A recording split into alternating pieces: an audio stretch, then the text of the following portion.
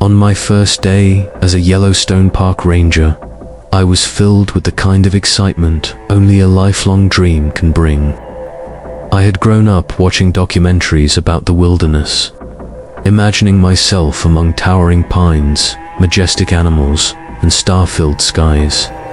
That morning, as I stood at the ranger station, I expected a standard orientation: maps, procedures, wildlife safety tips, and emergency contacts.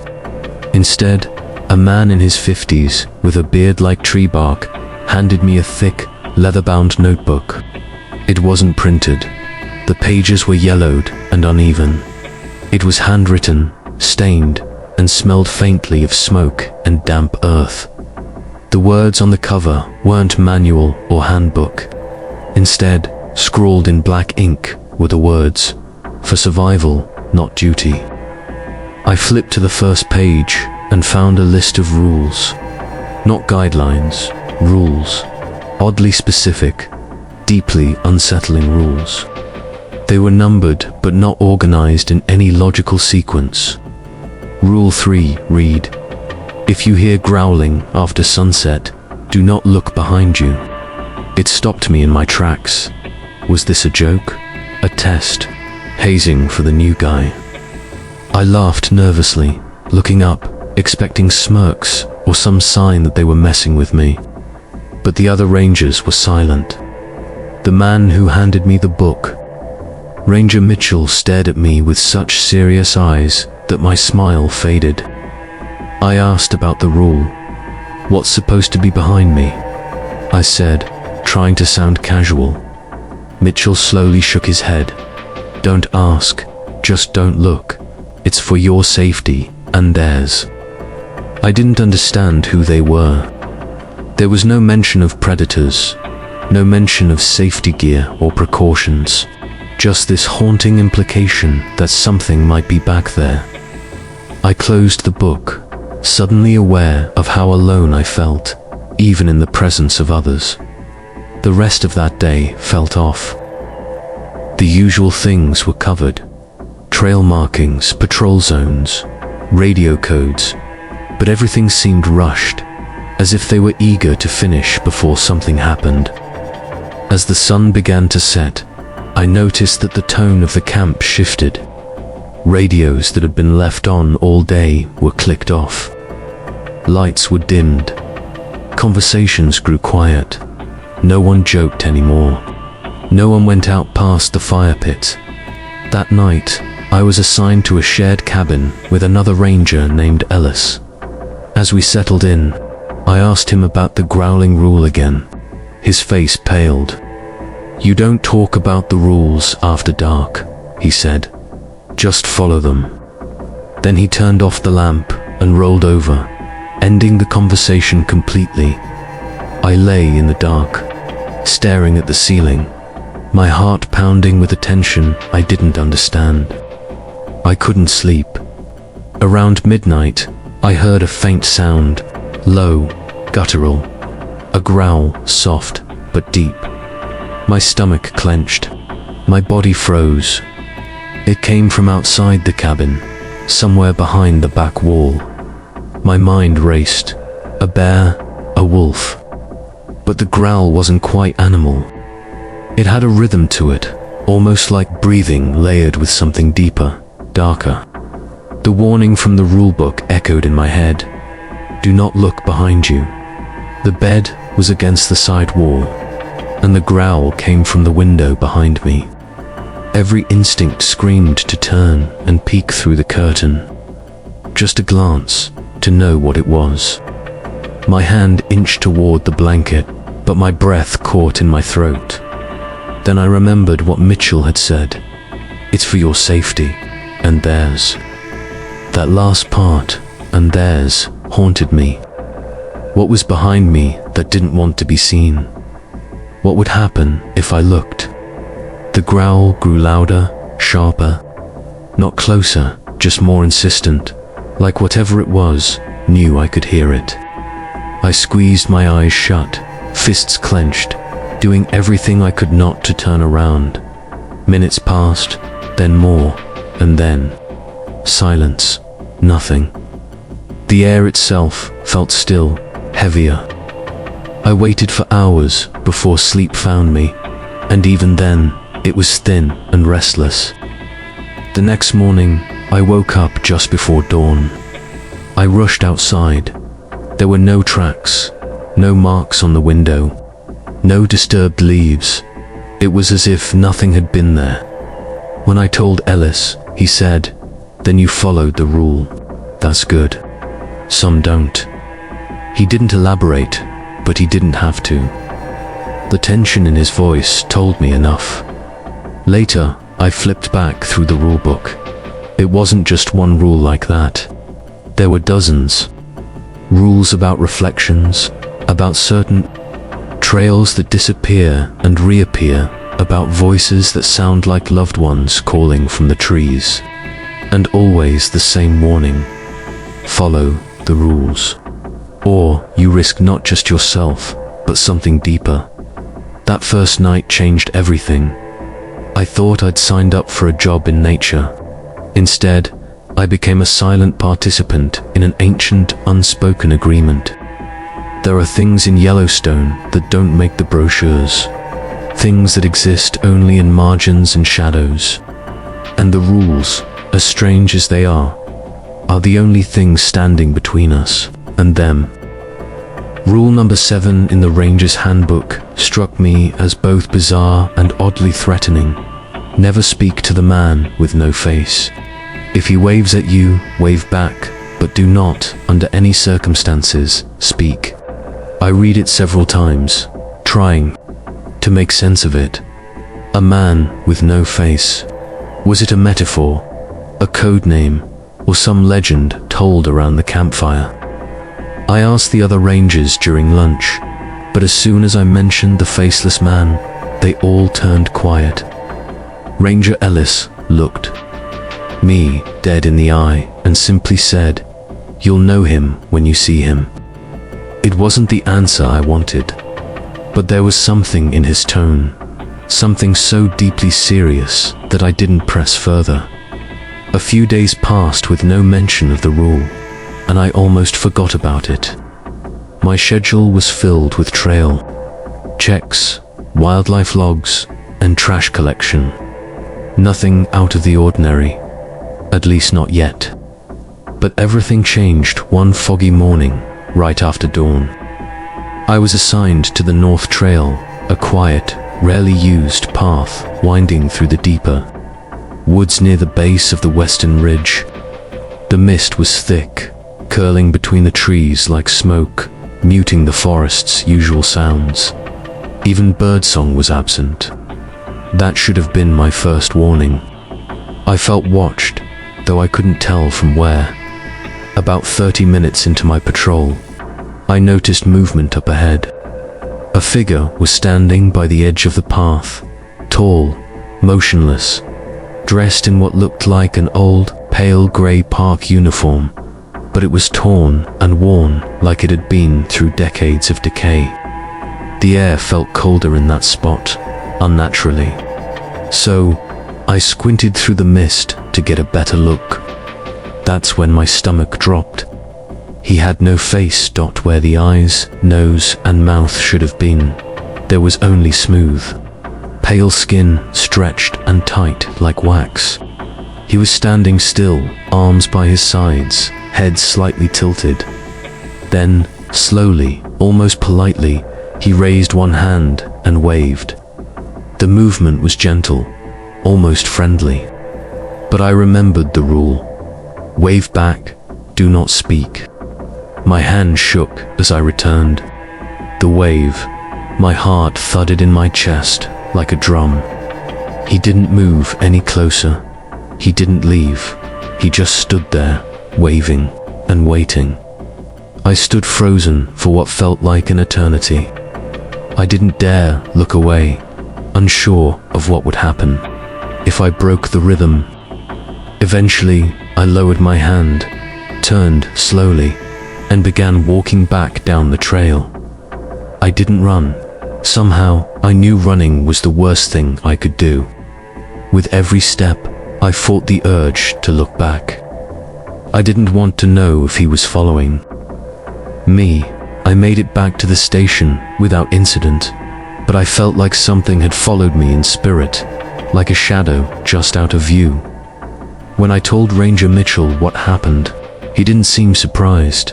He only asked, "Did you wave?" I nodded. "Good," he said. Most people forget that part. I asked what would have happened if I hadn't. He looked out the window, eyes distant. You'd start hearing him, not seeing, hearing. He doesn't need a mouth to speak, not once he's in your head. And once he speaks to you, you don't come back the same. I couldn't sleep that night. Every creak of the floorboards made me flinch. I kept imagining that blank face appearing at my window, just beyond the glass. I replayed the encounter over and over, questioning everything. Was he human once? Was he a ghost? Some ancient entity of the forest? What was his purpose? Why did he show himself to me on that day, at that place? Over the following weeks, I spoke with older rangers who had stories of their own.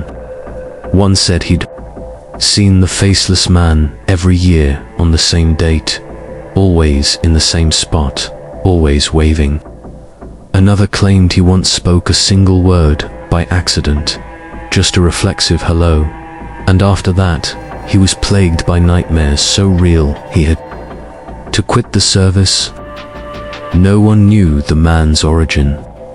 Some believed he was tied to a long-forgotten tragedy in the park's history. Others thought he was something older, tied to the land itself, a guardian or a curse. The most terrifying theory I heard was from Ranger Ellis. One night, sitting by the fire, he said quietly, "He doesn't always appear to rangers.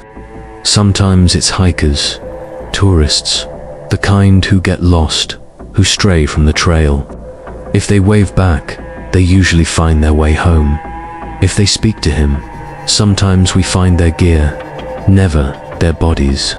It's like the woods just swallow them." The worst part was knowing there was no way to prevent the encounter. No ritual, no sign to watch for. He appears when he wants, and you better hope you remember the rule when he does. Every patrol I take now, I carry that dread with me, a gnawing unease in the pit of my stomach. I know I'll see him again someday, maybe soon, maybe not for years. But I know, and when he does return, I'll be ready to wave, and stay silent. The third rule I came across was both oddly specific and deeply unsettling.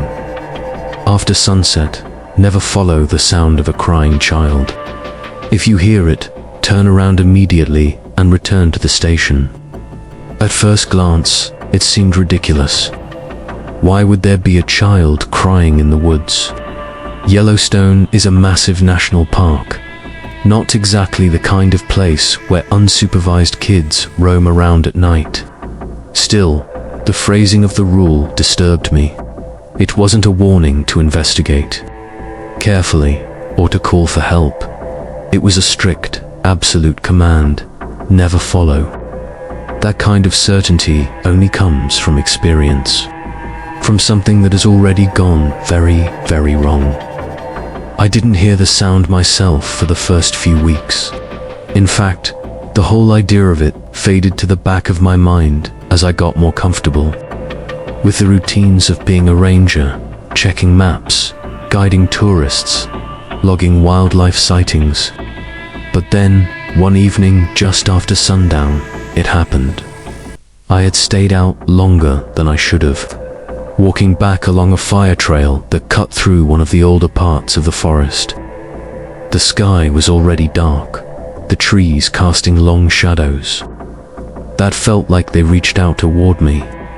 That's when I heard it, soft at first, barely audible over the wind. A child's cry. It came from deeper in the woods, maybe 20 yards off the trail. A short, breathless sob, the kind of sound that sends a bolt of instinct through you because you think someone needs help. I froze. My training told me to call it in, get back up, and never leave the trail.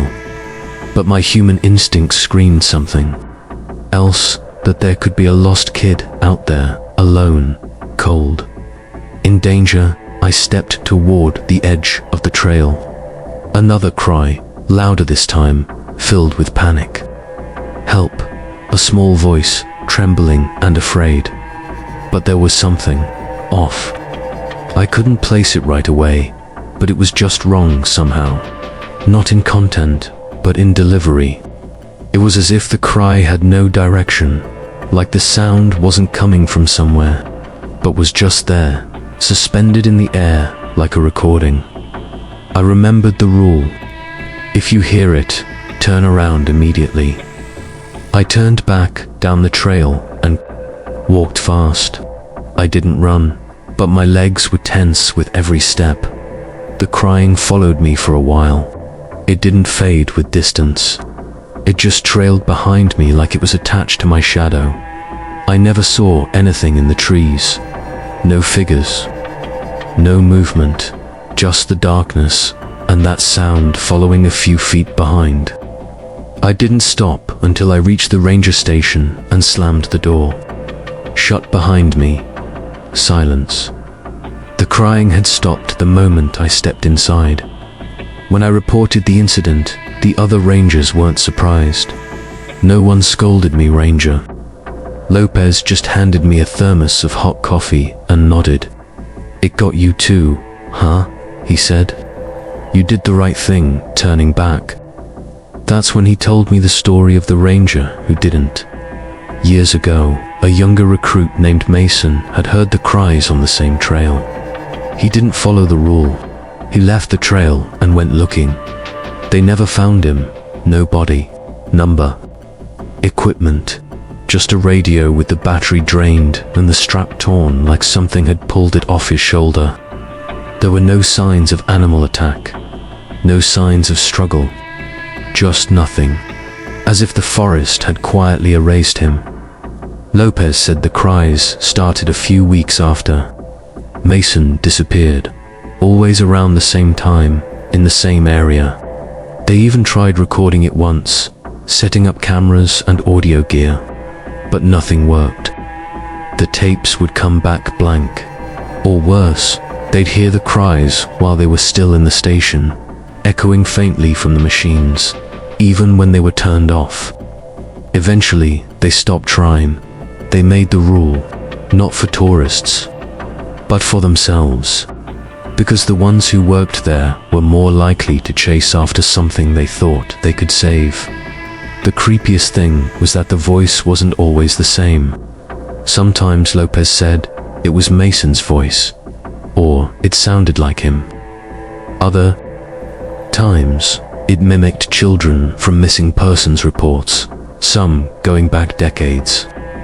There was even one night where two rangers heard different voices at the same time. One heard a little girl, the other an old man whispering in panic. Whatever was out there could mimic. It could read you. It knew what voice would make you listen. After that, I never stayed out past sunset again. If my watch hit 6:30, I was already heading back. But the fear never really left. Every time the wind picked up, or a bird's call echoed just right, my brain would twist it into that sobbing voice. That tiny, helpless sound that begged me to step off the trail. Now, every new ranger gets the same advice. The crying you hear in the woods isn't real. It never was. It's not human. It doesn't want help. It wants you.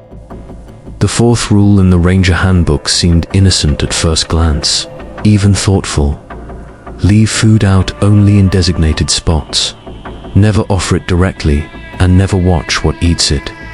For someone like me, who had just started learning the ins and outs of managing a park as massive and mysterious as Yellowstone, the rule read like a standard wildlife safety instruction. Don't feed the animals that much was common sense, but it was the second part that unsettled me. Never watch what eats it. Why? What could possibly go wrong just from looking?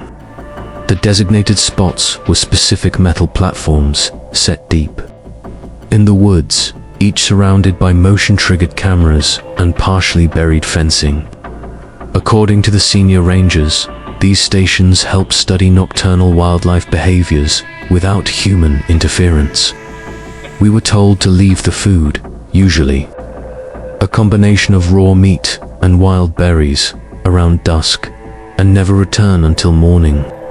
The meat wasn't for bears or wolves. That's what they kept stressing. These bait drops weren't about keeping predators satisfied or away from campsites. They were for something else, something that didn't show up on the official wildlife reports. The first time I made a delivery, I was with Ranger Patel, a quiet man who rarely made eye contact and always carried an extra flashlight. The hike took nearly 2 hours into a part of the forest that felt strangely untouched. The trees were thicker, the air heavier. When we reached the site, Patel handed me the food bag and said, "Put it on the plate, turn around, and walk back. Don't look, just don't." Of course, I was tempted, but something in his voice, a low, firm warning wrapped in tension, kept me in line. I placed the food, turned on my heel, and didn't even glance over my shoulder. The air around the feeding station felt colder, as if we had stepped into a bubble separate from the rest of the forest. The trees made no sound, no wind, no birds. The quiet was too perfect. Back at the station, I asked Patel what would happen if someone did look. His face turned pale, and he muttered, "One guy did, once." Then he shut his locker and left the room. Later, I pried the story out of another ranger, one who had been there long enough to see people come and go, or just go. The ranger who looked had gone out alone, something that was already frowned upon. He set the food like normal, but curiosity got the better of him. He waited in the bushes, maybe thinking he'd catch sight of a rare creature, or just wanted a thrill. The cameras caught nothing. The feed went black for 45 minutes. When it resumed, the platform was clean. No food, no tracks, nothing. And the ranger gone. They found his body 3 days later, high in a tree, bones stripped clean, skin folded and tucked under his backpack like it had been removed with surgical precision. The official report blamed a bear, but no bear climbs 50 feet straight up a tree and folds a man's skin like laundry. No predator they knew of did what happened to him. After that, the don't look rule wasn't just a suggestion. It became gospel. Still, rules don't stop people from being people. About a month later, I was on rotation with a rookie named Darren. Cocky, loud, always trying to joke about the creepy crap in the rulebook. That night, we were assigned a drop together. I warned him not to play around, but I could tell by the glint in his eye he wasn't going to listen. Sure enough, after I set the food and walked back, I realized Darren wasn't behind me. I called out, whispered at first, then louder. No answer. My stomach sank. I wasn't supposed to go back, another rule. But I couldn't leave him. When I turned the corner, I found him crouched in the bushes, camera in hand, watching the platform through a zoom lens. "Darren," I hissed, "what the hell are you doing?" He waved me off and whispered, "Shut up. I see something." I didn't wait. I grabbed his arm and yanked him back. He cursed, but then he went silent. Dead silent. His mouth hung open, and he dropped his camera. His eyes were fixed behind me. I didn't turn around. I didn't have to. There was a sound, wet, like something dragging itself across the metal plate. Not footsteps, not paws, just a slick, slithering scrape. then a low, almost human breath. But it was too close. Closer than anything should have. "Ben," I grabbed Darren again, and we ran. I didn't look. He didn't speak. We didn't stop until the station lights hit our faces. Darren never joked again. The next day, he submitted his resignation. He didn't tell anyone what he saw, not even me. But sometimes, I'd see him staring at nothing, his face pale, his eyes glazed, like whatever he glimpsed was still with him. Watching, I never asked. I didn't want to know. I still leave the food when it's my turn. I still walk away. I don't look. I never will. Because in Yellowstone, the forest takes more than it gives. And if you stare too long at what's not meant to be seen, it might just stare back. By my third week on the job, I had already seen enough strange things in Yellowstone to start questioning the nature of the park itself. But it was the fifth rule in the manual that truly stayed with me. Like a splinter I couldn't dig out. Do not interact with the hikers on Trail 6 past sundown. They are not registered visitors. It sounded absurd who hikes at night, let alone unregistered. At first, I thought it was just a way to keep rangers from engaging with lost tourists after dark, maybe for liability reasons. But as I began to learn, Trail 6 wasn't just another hiking path. It was the one trail that no ranger volunteered to patrol after dusk. Trail 6 cuts deep into the northwestern sector of the park, a rarely traveled area, and one that even veteran staff referred to with hesitation. There were no guided tours through it, no campsites nearby, and no official reason for guests to be out there, especially after dark. And yet, sometimes they were. That's what disturbed me the most. On more than one occasion, we'd received reports of people seen walking that path after hours. Families hiking with no flashlights. Joggers in outdated clothing. Individuals with blank expressions, wandering slowly and silently through the fog. I once asked a senior ranger why we didn't send someone to escort them back, or at least investigate. His answer was quiet, but firm, because they're not. Hours, when I pressed him, all he said was, "They're not from this time, and not from this place. And if you talk to them, they remember you." That line haunted me. What did it mean for something to remember you? I'd soon find out. One late shift, I was assigned to monitor the remote cameras along Trail 6. The feed was grainy but functional. For hours, nothing happened.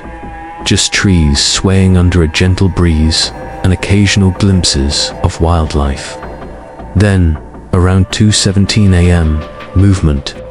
A lone figure appeared from the edge of the screen, walking steadily along the path. It looked like a young woman, early 20s, wearing a heavy denim jacket and carrying a child on her back. But her clothes were soaked, her hair matted, and her face, though expressionless, was locked forward, never turning. She didn't react to the sound of branches snapping beneath her. No flashlight, no map, no signs of distress. I radioed the nearby outpost, expecting the usual "don't approach" directive, but no one responded. I continued to watch. She paused briefly near a tree, adjusted the child on her back, then continued walking into the darkness. Suddenly, the camera cut to static. When the feed returned 5 minutes later, she was gone. No sign of her, no footprints. The child, who I now realize never moved once, was also no longer visible. I didn't sleep the rest of the night. The next day, I mentioned it to one of the wildlife analysts. Her expression changed immediately. She pulled out a folder labeled "Incident Reports, Trail 6. In it were dozens of similar sightings, spanning years. Some described old Civil War uniforms, Others saw hikers with lanterns instead of flashlights. One account mentioned a group of 5 children walking barefoot, their mouths stitched shut with what appeared to be fishing line. Each entry ended the same way: do not engage, do not follow, do not acknowledge. The temptation to break the rule gnawed at me. I'm not proud of what I did, but one night I ignored protocol. I went to Trail 6 myself. I told no one. It was around 10 p.m. when I stepped onto the trail. The silence was heavier than usual, like the woods were holding their breath. I walked half a mile in, heart thudding with every step, until I saw him, a man in a ranger uniform, identical to mine. He was standing perfectly still in the center of the trail, facing away from me. "Hey," I called out, "you are right." He didn't respond. Slowly, he turned his head, just his head, and looked at me over his shoulder. His face was mine, not similar, not familiar. It was me, but older, weathered, and his eyes were hollow, deep like dried-out wells. He didn't speak. He didn't blink. I turned and ran. The air felt like sludge.